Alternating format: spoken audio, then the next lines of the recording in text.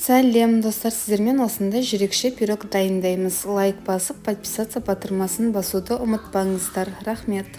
Жұмыртқаларымызға шым-шым тұз, қант, ванильный сахар салып, миксермен жақсылап араластырамыз. Араластырып болған соң үстінен ұн салып, бір шай қасық разрыхлитель салып, миксерлейміз. Миксерлеп болған соң газға сүтімізді қойып, үстінен сармай салып, сармаймыз ерігенше араластырамыз.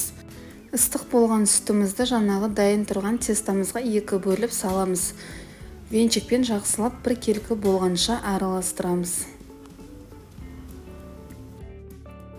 Қалған сүтімізді құйып, жақсылап қамырда араластырамыз. Дайын болған тестамыздан 2 ас қасық теста алып, үстінен 2 капля пищевой краситель салып, жақсылап араластырамыз.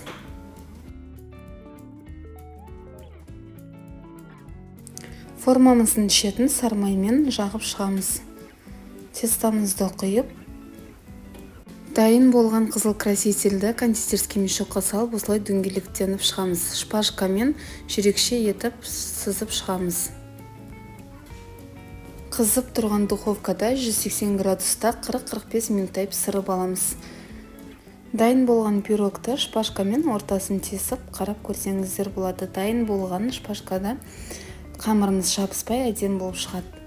Пирогымыз осылай әдемі жұп-жұмсақ болып шығады. Ас болсын.